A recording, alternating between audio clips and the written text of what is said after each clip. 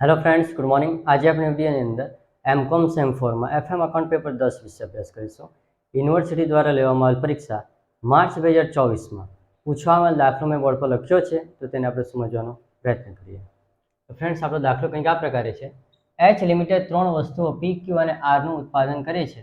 તેના ડિરેક્ટરો ઉત્પાદન મિશ્રણ અંગે તમારી સલાહ માંગે છે. તમને નીચે મુજબની માહિતી પૂરી પાડવામાં આવે છે. વસ્તુ પી, ક્યુ અને આર. એકમ દીઠ પ્રમાણપત્ર, સીધો માલ સામાન, ચલિત પરોક્ષ ખર્ચા અને સીધી મજૂરી. આ ત્રણે ત્રણ શું કહેવાશે? આપણા ચલિત ખર્ચા કહેવાશે. બરાબર. જેમાં કલાકો આપણને આપવામાં આવે છે, જેમાં 3 કલાકો છે. વિભાગ 1, વિભાગ 2 અને વિભાગ 3, 3 વિભાગો છે. દરેક વિભાગના કલાક પાછળ એટલે કે 1 કલાકના વિભાગ 1 ના કેટલા રૂપિયા? 1 રૂપિયા. વિભાગ 2 ના 2 રૂપિયા અને વિભાગ 3 ના 1 રૂપિયા થશે પ્રતિ કલાક. હાલનું ઉત્પાદન એટલે કે વર્તમાન ઉત્પાદન, એના એકમો છે આપણી પાસે 10,000, 5,000 અને 6,000, એટલે કે આ ઉત્પાદનના એકમો થશે. વેચાણ કિંમત એકમ દીઠ આપવામાં આવી છે 200, 272 અને 360. આવતા વર્ષ માટે વેચાણ અંદાજ એકમો આપી દેવામાં આવ્યા છે 12,000, 7,000 અને 9,000. સ્થિર પરોક્ષ ખર્ચા વાર્ષિક રૂપિયા 8 લાખ છે. વિભાગ 2 માટે જરૂરી એવો મજૂરોનો પુરવઠો મર્યાદિત છે અને હાલની સપાટી કરતાં આ વિભાગની મજૂર શક્તિ વધારવી શક્ય નથી.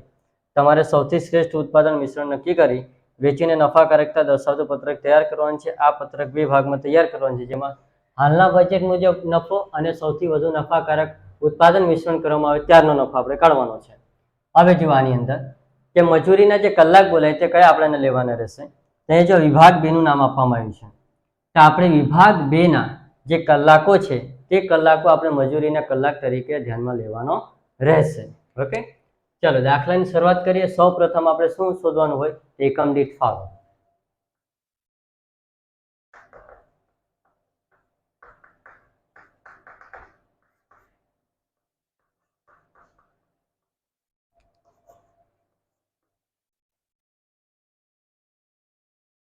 સૌ પ્રથમ લખશું અહીંયા આપણે એકમ દીઠ વેચાણ કિંમત.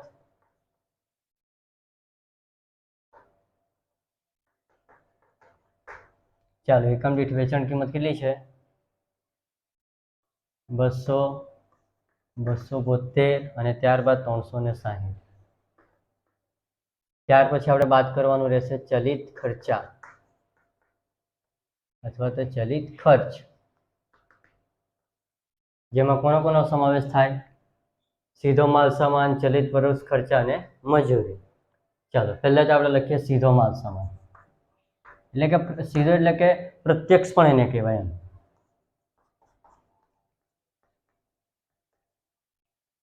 કેટલા છે? 40, 120 અને ત્યારબાદ 80. ચાલો અહીંયા જુઓ. અહીંયા એના પછી તમે ચલિત પરોક્ષ ખર્ચાને પણ અહીંયા લખી શકો, અથવા તો પહેલા મજૂરી લખીને છેલ્લે પણ ચલિત પરોક્ષ ખર્ચા લખી શકાય, એમાં કોઈ વાંધો નથી. બરાબર. પણ અહીંયા આપણને આપી દીધું છે એટલે સાથે સાથે એ પણ આપણે લખી લઈએ. ચલિત પરોક્ષ ખર્ચા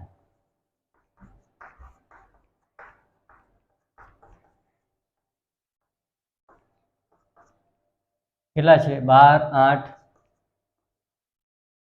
20. ત્યારબાદ મજૂરી.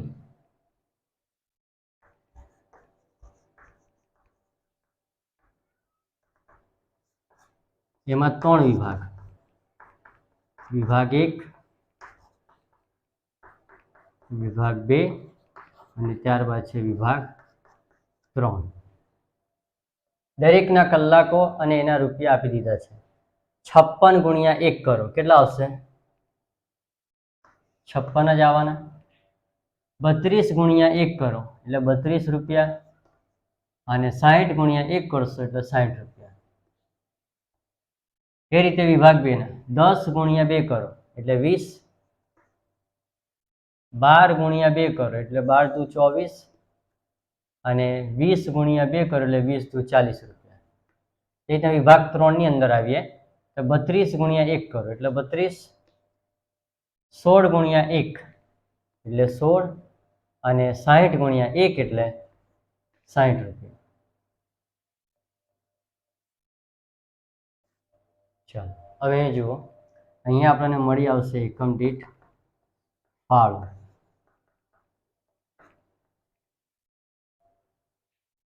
આ 200 માંથી આ બધી જ રકમને આપણે બાદ કરવાનું.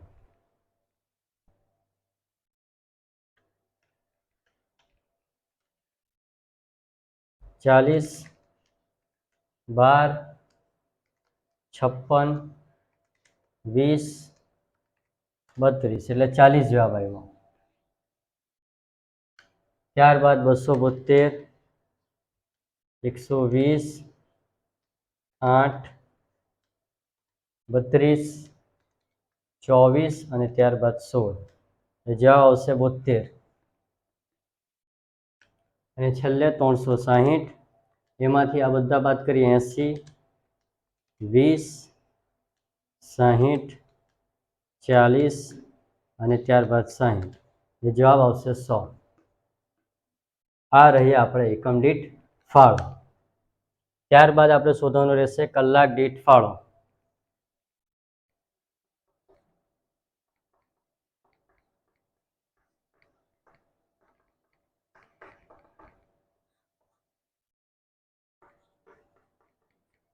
વિગત પી ક્યુ આર.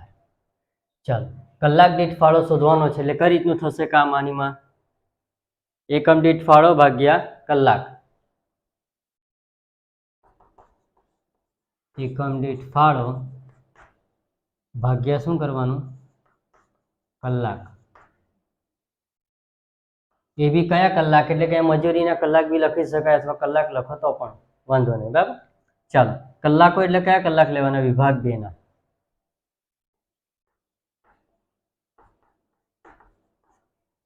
ચાલો, હવે જો એકમ દીઠ ફાળો આવ્યો. એકમ દીઠ ફાળો કેટલો છે આનો? 40. 40 ભાગ્યા કલાક કયા? વિભાગ 2 ના. પીના કેટલા છે? 10. એ રીતના આનું છે 72. છેદમાં કલાક કેટલા છે એના? 12. અને છેલ્લે 100, એના કલાક કેટલા છે? તો 20.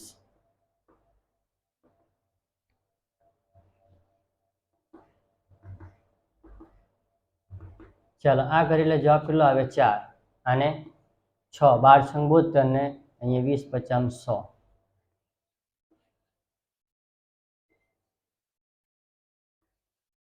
હવે અહીંયા જુઓ, કલાક દીઠ ફાળો આની અંદર આપણે જોઈએ તો આપણને મળે છે 4, 6 અને 5. બરાબર. 4, 6 અને 5. હવે આનીમાં જે છે આ ત્રણેયમાં સૌથી ઓછો જે છે કલાક દીઠ ફાળો કોનો છે? 4 નો છે. એટલે આપણે ચાવીરૂપ પરિબળના જે કલાક શોધીશું એમાં વેચાણના એકમો તે આપણે આ પી ના શોધવાના રહેશે. વેચાણના એકમો યાદ રાખજો કે કલાક દીઠ ફાળો જેનો ઓછો આવે તેના આપણે વેચાણના એકમો શોધવાના થાય છે. અહીંયા કોનો ઓછો આવ્યો? પીનો.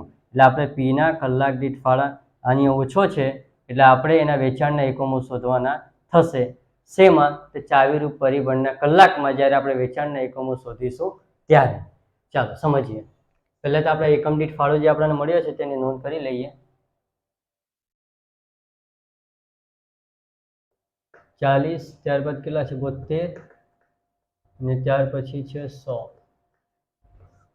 40, 72 અને 100.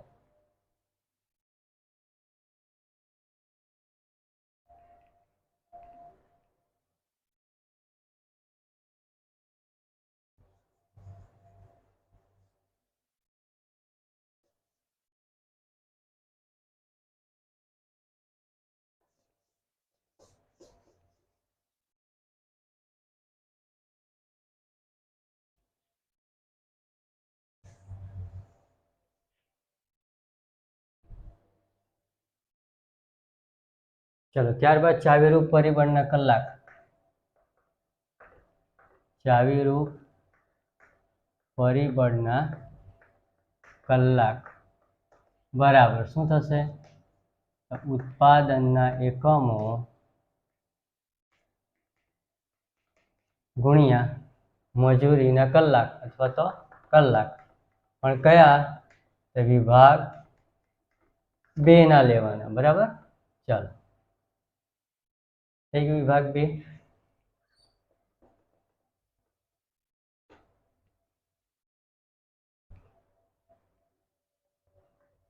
પી ક્યુ અને આર ઉત્પાદનના એકમો એના ચાલો હૈરા ઉત્પાદનના એકમો 10,000 5,000 અને 6,000 એ 10,000 એ લખવાના આપણે 5,000 અને એના નીચે લખવાના 6,000 શું કરવાનું છે કલાક કયા વિભાગ બેના 10 12 20 10 12 20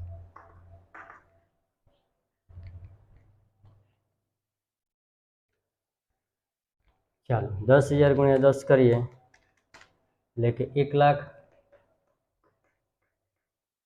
ત્યારબાદ 5,000 ગુણ્યા 12 એટલે 12 પંચા 60 60,000 અને 2 છંગ 12 ને 1 2 3 ને 4 1 2 3 ને 4 થઈ ગયા 1,20,000 આ બધાનો સરવાળો કરી લેવાનો આપણે તો 1,60,000 અને 1,20,000 ટોટલ આવશે 2,80,000 બરાબર ચાલો ત્યાર પછી આપણે અહીંયા વેચાણના એકમો શોધવાના આવશે જેમાં લખવાનું આપણે વિગત પી ક્યુ અને આર અહીંયા લખવાના વેચાણના એકમો ગુણ્યા કલાક બરાબર એવી કયા તો વિભાગ 2 ના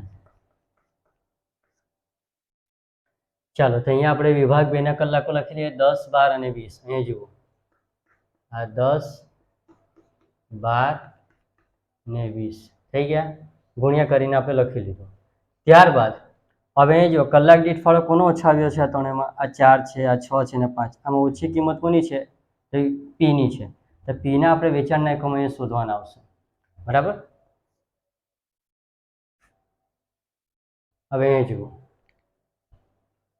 વેચાણના એકમો આપણને આપવામાં આવેલા છે આવતા વર્ષ માટેના પીના આટલા ક્યુના આટલા અને આરના આટલા પરંતુ એમાં ઓછા કોના છે પીના અહીંયા કલાક દીઠ ફાળો પીનો ઓછો આવ્યો ને તો આપણે આ નહીં લખવાનું આ બંનેના વેચાણના એકમો લખી લેવાના 7,000 અને 9,000 અહીંયા 7,000 અને આ 9,000 થઈ ગયા 7 અને 9 ક્યુ અને આરનું લખાઈ ગયું ચાલો હવે અહીંયા ગુણાકાર કરી દઈએ તો 12 7 84 3 0 અને 2 9 18 1 2 3 ને 4 0 લખી લો 1 2 3 અને 4 1,80,000 હવે અહીંયાની કિંમત કઈ રીતે મળશે તે ખાસ જોજો એટલે કે આપણે શોધવાનું થાય છે હવે પીના વેચાણના એકમો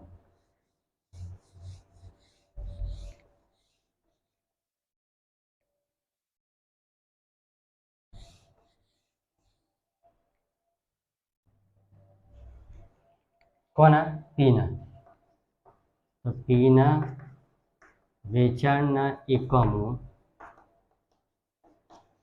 બરાબર આ બંનેનો આપણે અહીંયા જુઓ કેટલા છે 2,80,000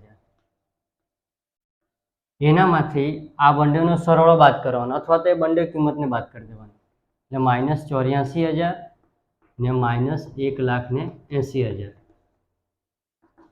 ચાલો કરો તો 2,80,000 માંથી 84,000 બાદ કરો અને ત્યારબાદ 1,80,000 બાદ કરો કેટલા આવ્યા 16,000 16,000 મળ્યા તે 16,000 આપણે અહીંયા લખવાના બરાબર હવે અહીંયા એકમો જોઈએ તો કઈ રીતે કરશો આ જે જવાબ આવ્યો તે ભાગ્યા 10 કરી દેવાના 16,000 ભાગ્યા 10 કરો એટલે જવાબ મળશે 1,600 અહીંયા આપણે મળી ગયા વેચાણના એકમો કોના તો પીના 1,600 બરાબર એટલે ખાસ ધ્યાનમાં રાખજો ને એકમો શોધવા માટે શું કરવાનું આ 16,000 ભાગ્યા અહીંયા જેટલી કલાક હોય તે કલાક લખી લેવાના એ જવાબ આવી જાય 1,600 આ રીતના કમ્પ્લીટ ચાલો હવે આગળ વધીએ આપણે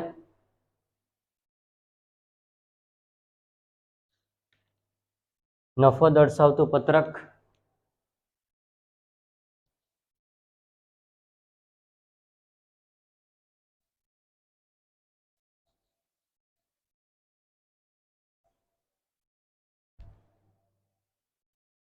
નંબર 1 વાળું નફો દર્શાવતું પત્રક હવે આપણે બનાવીએ છીએ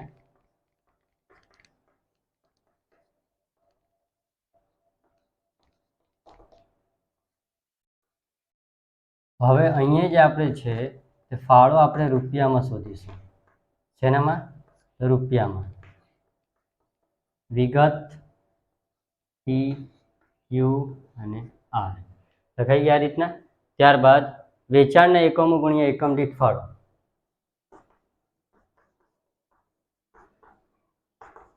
વેચાણના એકમો ગુણ્યા એકમ દીઠ ફાળો. આ થઈ ગયું આપણું આ. ત્યારબાદ વેચાણના જે આપણે એકમો શોધીને લાવ્યા છે તે હવે આપણે અહીંયા લખવાના. જેમ કે અહીંયા 1600 થઈ ગયા, અહીંયા થઈ ગયા 7000, અહીંયા થઈ ગયા 9000. ત્યારબાદ એની અંદર ગુણ્યા કરીએ આપણે એકમ દીઠ ફાળો. તો એકમ દીઠ ફાળો આપણે નોંધી લીધેલો હતો. પહેલે છે 40, ત્યારબાદ છે કેટલા 72 અને છેલ્લે છે 100.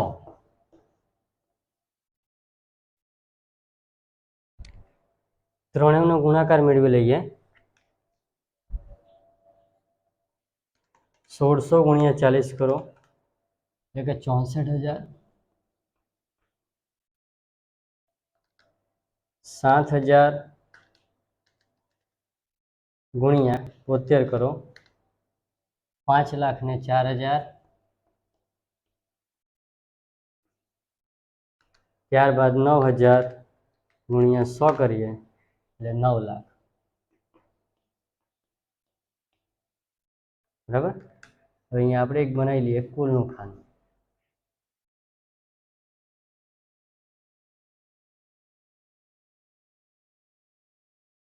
હવે આ ત્રણે ત્રણનો સરવાળો કરવાનો આપણે. 64,000, 5,04,000 અને અંતે 9 લાખ એટલે 14,59,000. આટલા આવી ગયા ત્રણે ત્રણનો સરવાળો, જેમાંથી આપણે સ્થિર ખર્ચા બાદ કરવાના. માઇનસ સ્થિર ખર્ચા, સ્થિર પરોક્ષ ખર્ચા કેટલા છે? 8 લાખ રૂપિયા. અહીંયા આપણે 8 લાખ લખી લેશું. હવે 14,59,000 માંથી 8 લાખ રૂપિયા બાદ કરો એટલે જવાબ આવશે 6,59,000. 6,59,000. આ રહ્યો આપણો પ્રથમ હાલના બજેટ મુજબ ઉત્પાદનનો નફો આપણો 6,59,000 રૂપિયા. બરાબર. આટલો આપણો નફો બોલાશે. હવે આપણે બીજો આમાં જોઈએ, સૌથી વધુ નફાકારક ઉત્પાદન મિશ્રણ કરવામાં આવે તો.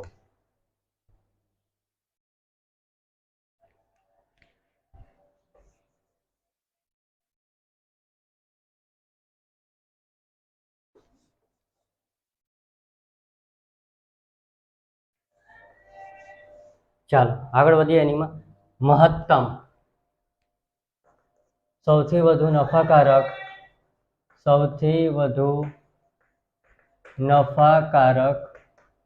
ઉત્પાદન મિશ્રણ કરવામાં આવે તો નફો. બરાબર. ચાલો એનીમાં આપણે તૈયાર કરી નાખીએ. વિગત પી ક્યુ અને આર. એમાં પણ આપણે ફાળો રૂપિયામાં શોધવાનું રહેશે.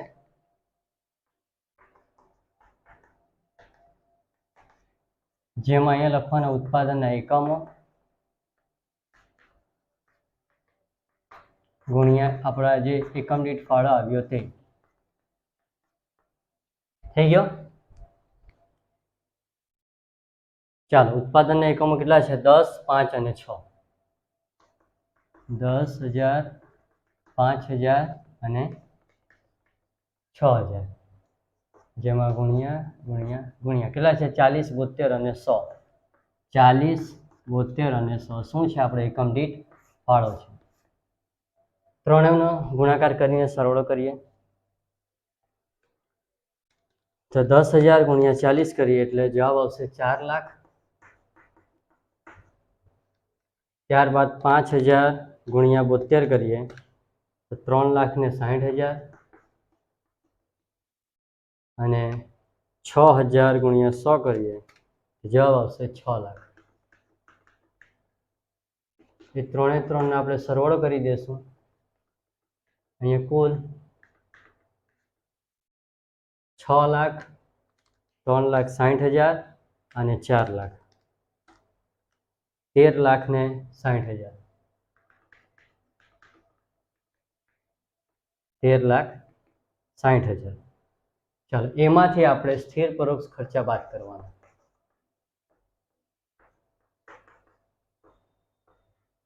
કેટલા છે? 8 લાખ રૂપિયા.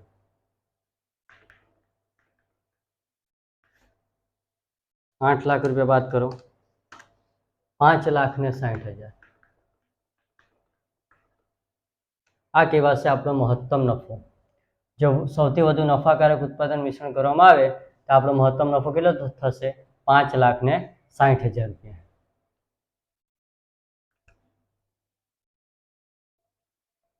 તો ફ્રેન્ડ્સ, કંઈક આ રીતે આ દાખલાનું આપણે સોલ્યુશન સમજવાનો પ્રયત્ન કર્યો છે.